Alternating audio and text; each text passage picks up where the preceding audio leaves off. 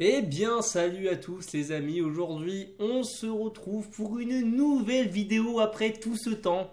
Oui, et après plus d'un mois sans vidéo sur la chaîne. Je vais commencer déjà par ça avant de commencer ce débrief, parce que cette vidéo est un débrief avant tout. Je vous fais une petite introduction, je vous raconte un peu ma vie. Après, on passe directement au débrief, au premier débrief de cette nouvelle saison. Après un mois d'absence sans vidéo, dernière vidéo c'était le débrief face à l'Espagne lors de l'Euro, on était tous très déçus. J'avais dit que je ferais notamment une vidéo pour faire un peu le conseil de classe de la saison. J'avais dit sur une vidéo sur les joueurs que j'allais faire des vidéos actu. Résultat, il n'y a rien eu. Je m'en excuse d'un côté pour ceux vraiment qui me suivent et qui attendent des vidéos. Je suis vraiment désolé les gars, mais franchement c'est pas que j'avais pas envie, mais c'est qu'en fait j'étais clairement pas dedans. J'avoue, j'avais un peu envie de me reposer, de couper un peu avec YouTube, et même là en fait pour vous avouer, vous me voyez, malgré ce qui s'est passé dans ce match, que je vais vous débriefer, je reste quand même content parce que c'est ce soir que je suis enfin en vacances après aussi une longue saison, parce que je travaille en restauration. Je vous avoue que j'ai enchaîné pas mal ces derniers mois, ces deux voire trois derniers mois. J'ai beaucoup enchaîné, oui, je vous raconte un peu ma vie. Ce qui fait que vraiment c'était compliqué de faire des vidéos YouTube à côté, d'être bien concentré. Et j'avais envie, comme je vous le dis, de un peu, mettre un peu le foot de côté pendant une petite période. Je pense que c'était pas plus mal. En plus, il y avait les JO. Bon, j'ai regardé les JO. J'allais peut-être faire une vidéo si la France gagnait l'Euro, les JO au foot, pour parler peut-être un peu de forcément de la Casette. Bon, médaille d'argent malheureusement, qui a perdu face à l'Espagne. L'Espagne, c'est vraiment notre ennemi principal en ce moment. Ce sont eux les méchants du film, j'ai envie de te dire.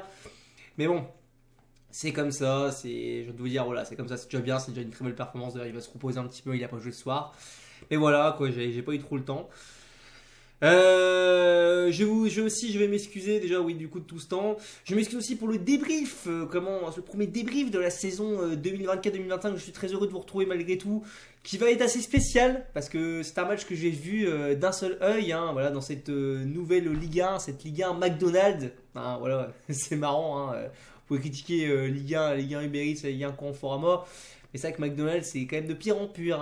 Bientôt ça va être la Ligue 1 d'Orsay, on sait pas trop. C'est assez spécial quand même, les noms. C'est pas vraiment très prometteur. C'est pas vraiment une très bonne promotion pour le sport, pour le foot. Mais bon, c'est comme ça.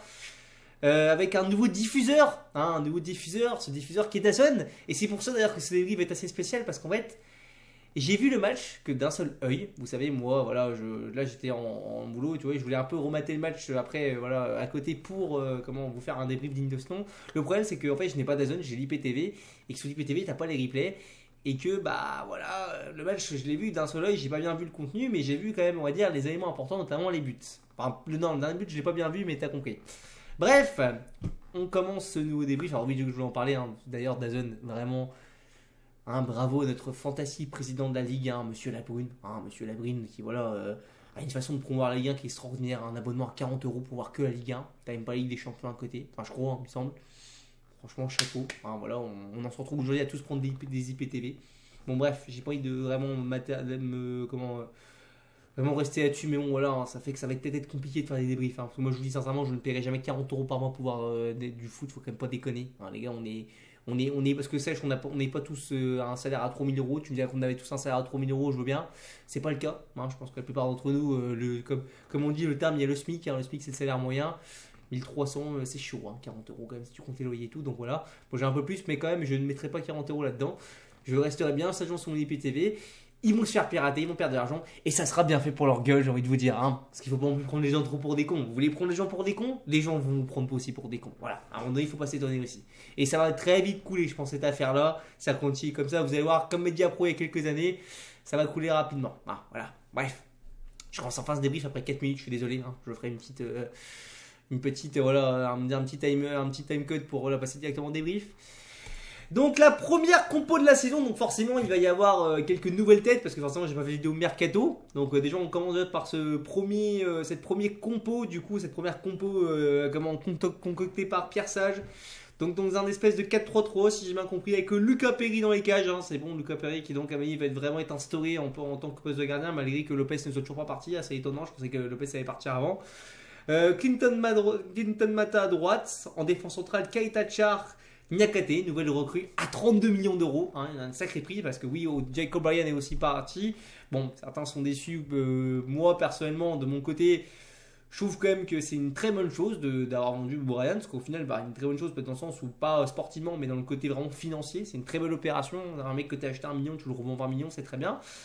Après, le problème c'est que tu fais une très belle opération, mais bon, l'argent que tu gagnes, ce serait bien de le réinvestir mieux que ça, enfin de bien l'investir, parce que Niakate ce soir, on va en parler vite fait, c'était pas extraordinaire, hein. Vous voyez, il y a beaucoup de, sur ma tête, de, voilà, un peu de faux sourires, si vous comprenez ce que je veux dire, mais vous allez comprendre pourquoi.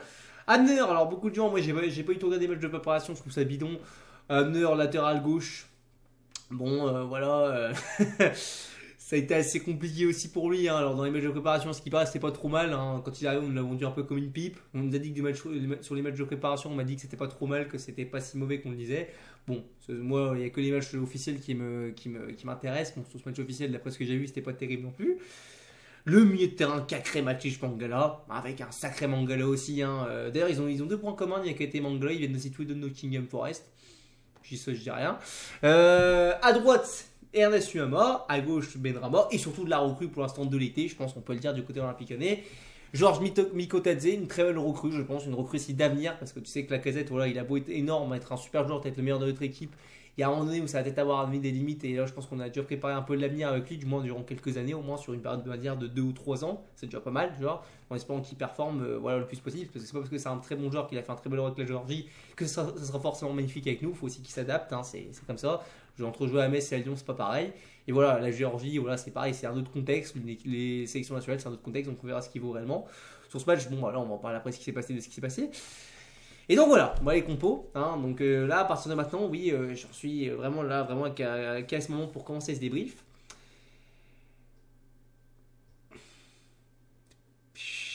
Franchement, vous voyez, là, je vais un peu changer de ton, je vais un peu essayer de me calmer, de pas trop gueuler. Mais vous, j'ai une question vraiment à vous poser dans les commentaires, supporters de l'Olympique Lyonnais, franchement, je vous pose vraiment la question. Vous en avez pas marre d'être la pute du Stade Rennais, sans déconner? Vraiment, vous n'êtes pas fatigué d'en avoir marre? Vraiment, je vous pose vraiment la question. Est-ce que vous n'êtes pas fatigué d'en avoir marre d'être la pute du Stade Rennais? On peut pas perdre un match face à Rennes de 1 ou 2 buts d'écart maximum, genre perdre 1-0, 2-0. Non, c'est pas possible, il faut chercher qu'on prenne 3 buts d'écart. On peut les. Tu sais, je me suis dit, première journée, on les joue la première journée. Bon, c'était pas plus mal. Cette année, tu vois, ils seront pas bien. Enfin, ils seront pas bien. Ils seront pas forcément parfaitement lancés. Ils seront un peu, voilà, pas encore à fond physiquement.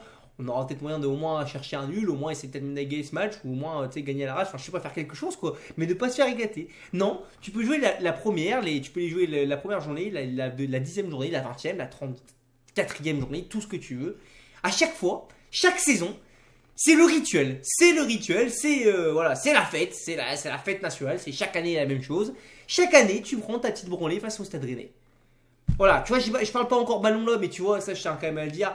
On a vraiment un complexe d'infériorité dans ce club avec le Stade Rennais, je sais pas. Moi, réellement, ce club, je vous jure, il m'obsède. Ce club m'obsède. J'ai plus peur de jouer face à Rennes que face à Paris ou Marseille. C'est pour vous dire. Non, réellement. Putain, ça fait du bien, il faut que ça sorte, ça faille vraiment que ça sorte aussi. Je suis désolé, le début va être un peu long alors qu'il n'y a pas grand chose à dire. Mais je m'en fous, il faut que je lâche parce que vraiment, les gars, c'est fatigant. Non, voilà, c'est fatigant. C'est fatigant chaque année. C'est toujours la même Zumba. C'est toujours la même Zumba. Alors, moi, d'après ce que j'ai vu, faut quand même le dire, en plus, c'est comme ça qui est dingue, c'est qu'on prend 2 buts, donc on est mené 2-0 à la mi-temps.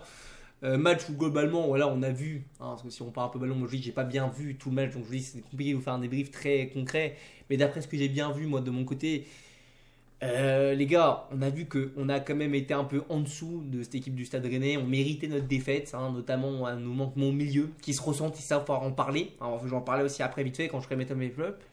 On a un énorme manque au milieu de terrain. Ça fait quelques années, moi tu sais que j'en parle même tout de suite, je dis après, mais tout de suite en fait. Ce club, ça fait depuis le départ de Lucas Paqueta, voilà, on va être plus clair, depuis le départ de Paqueta, même d'Awar, on peut même encore plus, même si Awar, voilà, Dieu sait qu'à la fin on n'en pouvait plus, que là on sait qu'il était nul performant. Ce club ne s'est jamais dit depuis la direction sportive, que ce soit sur Olas ou Textor, qu'il fallait recruter un putain de numéro 8 ou un putain de numéro 10. Je sais pas, moi vraiment, je sais pas. Tu vois les 3 milieux de terrain que t'as là, Kakré, Matic, bon déjà c'est des joueurs qui tous les deux sont des milieux voilà, à vocation défensive. Tolisso pareil, Tolisso tu me dis ce que tu veux, Tolisso c'est pas un 8, c'est pas un 8 créateur, c'est pas un 8 offensif, c'est un joueur qui est plus fait pour jouer derrière. D'ailleurs quand on l'avait mis un petit peu il me semble au mois de février dernier, en défense centrale c'était pas trop mal, je trouve qu'il avait une bonne qualité de relance, mais il n'a pas une capacité vraiment de, comment dire, j'allais dire de pas percussion, de cassure, je sais pas, il n'arrive pas à casser des lignes si tu veux, voilà, je sais pas comment expliquer, c'est un joueur qui n'arrive pas à jouer de l'avant, j'ai l'impression qu'il a du mal, et c'est pour ça qu'il jouait pas là. Tolisso d'ailleurs c'est franchement, ridicule le niveau qu'il a. Alors après, je sais pas, voilà, je vous le dis. Je vous dis, en vrai, je vais pas parler des matchs de préparation parce que c'est aussi pas révélatif, mais même dans les matchs de préparation à faible intensité, tu sens qu'il est pas bon, quoi. Bref, j'ai pas tout regardé, j'ai vu quelques extraits, mais bon, c'est avec Toiso, c'était pas trop terrible. Et puis sinon, bah, de l'autre côté, nous on est là, on achète d'autres joueurs. Hein, parce que comme je dis, on vend des joueurs là, comme O'Brien, 20 millions, voilà, des belles sommes. Hein, je dis, c'est un bel investissement, ou 18 millions, je sais pas, mais ça reste quand même des belles sommes par rapport à ce que tu investis. Pour les réinvestir sur ce genre de mec comme Aurel Mangala. Alors Dieu sait qu'Aurel Mangala, hein, moi la saison dernière, j'ai été très patient. Je l'ai dit, j'ai même dit, on va lui laisser le temps, la préparation, tu vois, il y a mieux qu'il s'était plus ou moins ancré. On avait une espèce de, voilà...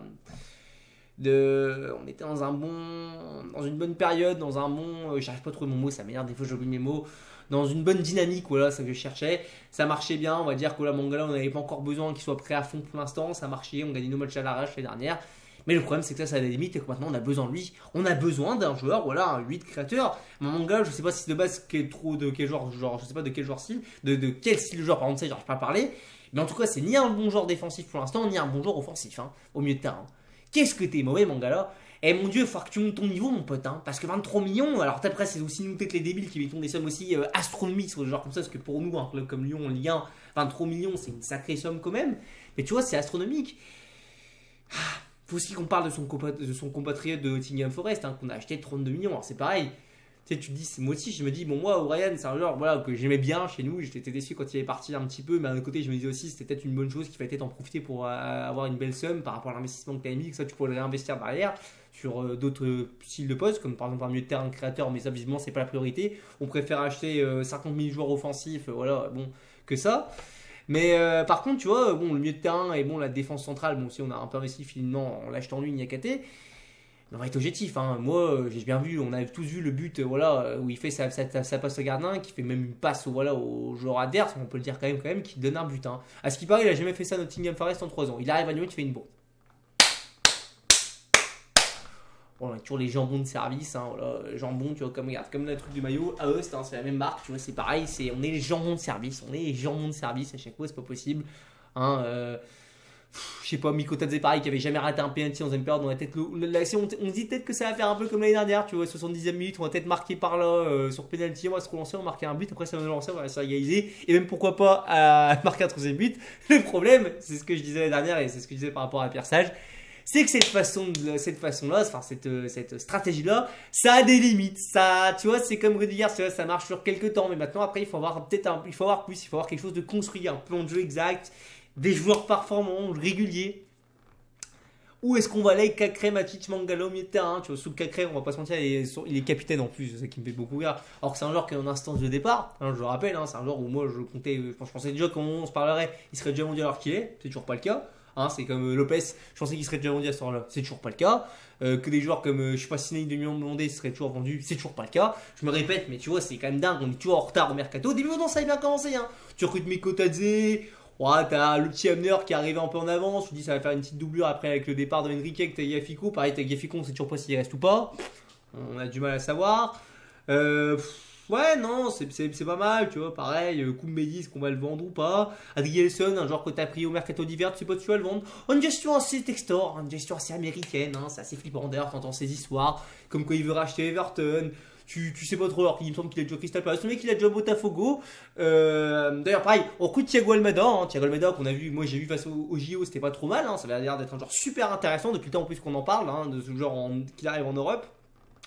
Bah, tu sais qu'il va venir à Lyon, mais il faut t'attendre 6 mois avant qu'il vienne à Lyon. Il faut que t'attendre qu'il fasse 6 mois à Botafogo, parce que c'est des clubs satellites. John Textor, il a Botafogo aussi, le club brésilien aussi. Il faut que t'attendes aussi. Enfin bref, c'est une gestion, on peut le dire, vraiment de merde. Voilà, une gestion à l'américaine. On pouvait s'y attendre. Moi, John Textor, je lui dis. Moi, je vais pas dire que je lui fais pas confiance, mais je ne suis pas rassuré que ce type, on va se le dire sincèrement, et je pense que personne ne l'est, tu vois. Mais on verra bien, parce que bon, pour l'instant, on va dire qu'il a quand même su faire quelque chose, on va dire qu'il a quand même su se rattraper avec son mercato d'hiver. Autant au début, on sait qu'il a été bloqué via la DNCG. DNCG d'ailleurs qui nous oblige à vendre pour 100 millions d'euros. C'est mal parti à ce qui paraît. Hein, voilà, quand tu vois même si on vend là bien, tu vois, O'Brien et comment il s'appelle, et Cacré, même admettons que t'as Gafico avec, Ça m'étonnerait qu'on arrive aux 100 millions d'euros. Par contre, des clubs comme l'Olympique de Marseille, ça fait des années qu'ils recrutent comme ils veulent. Hein, ça c'est pareil, bon, la Brune, hein, je vais pas rentrer dans ce débat-là, mais tu sais, c'est des clubs, vraiment, je demande à des supporters marseillais et même des gens qui connaissent le football réellement, qui connaissent vraiment l'économie du foot, qui m'expliquent réellement comment l'Olympique de Marseille ils font pour autant recruter et jamais été emmerdé par la DNCG. Ça, tu sais pas, ils jouent même pas de Coupe d'Europe cette année. Alors moi, je veux bien entendre que voilà, t'as le gain, voilà, t'as le comment, les gens qui disent que l'Olympique de Marseille c'est un sacré club. C'est vrai que c'est un club voilà, qui est très célèbre, l'Olympique de Marseille, avec ses supporters, l'ambiance et tout. C'est normal que des joueurs qui, malgré tu vois, qu'il n'y ait pas de Coupe d'Europe, soient attirés par l'OM, parce que l'OM, il faut le dire, c'est un sacré club, tu vois, on est lyonnais, mais il faut l'admettre. Mais il faut quand même m'expliquer quand même, parce que je me dis quand même à un moment donné le plan financier qui rentre en compte, comment ça se fait qu'ils arrivent à recruter des joueurs comme voilà, comme Greenwood. Bon, après c'est des histoires aussi extra voilà et tout. Bref, ces histoires à côté, on sait tout ce que c'est, voilà et tout. On va pas faire les hypocrites. Hein. On a Boateng, les gars et tout. S'il vous plaît, j'entends ça aussi, des gens qui se mêlent de ça, mais bon, faut en parler aussi. Des joueurs aussi comme Wai, il y a eu qui aussi comme de grands joueurs qui sont. Ils ont des joueurs pas mal comme là Hautberg aussi, un sacré joueur de Tottenham. Enfin, je sais pas quoi. Je trouve que c'est ça, c'est des noms comme ça. Je me rappelle plus exactement son nom. Mais ça paraît, eux, ils sont jamais emmerdés. Nous, par contre, on est emmerdés. On peut pas recruter comme on veut. Voilà, nous, on joue la Coupe d'Europe, on pourra même jouer la Ligue des Champions, on pourra jouer la Super League, on pourra jouer même la Coupe du Monde des clubs de la FIFA. T'as l'impression qu'on serait toujours emmerdé. La DNCG, c'est vraiment. C'est pour les gens, voilà, c'est pour les autres, mais c'est jamais pour l'OM. Bref. Je sais pas, faut m'expliquer. Ah non, je dis ça, je me plains, mais j'aime vraiment qu'on m'explique premier degré. Je sais pas si les gens quand ils peuvent m'expliquer, expliquez-moi. J'ai bien qu'on m'explique. Bref, match à oublier. Hein, on va dire que c'est un premier match. Hein, je les ai même pas fait de débrief tactique, mais il fallait que je parle. Hein, ça fait du bien de vous retrouver un petit peu. C'est peut-être la débrief un peu de rentrée, tu vois, on va dire entre guillemets. Hein, même si je pars en vacances après, je vous ferai quand même le débrief face à Monaco, il me semble. C'est ça le prochain match à Lyon. Hein. Voilà, fait que je vous fasse quand même ce débrief là. Hein. Donc, ouais, on prend 2 buts de gag en plus. Hein, les 2 premiers buts, franchement, quel début de gag aussi. Hein, ce fameux but où t'as une frappe qui est contrée, ça fait un espèce de ping-pong dans la défense. Enfin, je sais pas comment expliquer, mais t'as compris.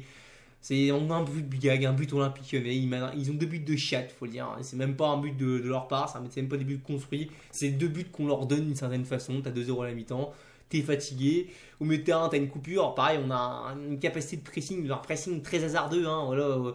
Les mecs ils arrivent, ils attaquent à je sais pas combien, mais à chaque fois dès que les Rennais récupéraient le ballon, on se prenait une contre-attaque de futur. Tu sais pas comment ça se passait. Il y avait une coupure entre, l'équipe était clairement coupée en deux. Enfin, bref, c'est bizarre.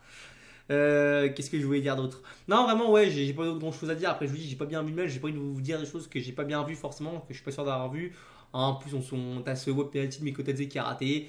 Voilà, après, il te tue à la dernière minute, dans les derniers instants du match, en mettant un troisième but, 3-0. Ça fait mal, mais c'est comme ça, les gars. Je suis fatigué, le débrief, je suis désolé, il va durer 18 minutes. Je sais pas si vous aurez le courage de me suivre jusque-là. Mais il fallait que je parle. Écoutez, les tops et flops du match, c'est compliqué de faire des tops et des flops. Des flops, bon si, on va quand même en parler. Hein. Niakate, moi je pense qu'on peut le mettre. Hein. Niakate, voilà, pour ça, on aurait le board, on n'a pas l'impression. Franchement, c'était vraiment pas rassurant. Mangala, pour le prix qu'il vaut, vraiment j'attends beaucoup plus. Sinon, ouais, Nuamos, c'était compliqué aussi. J'ai l'impression que ça va être assez compliqué.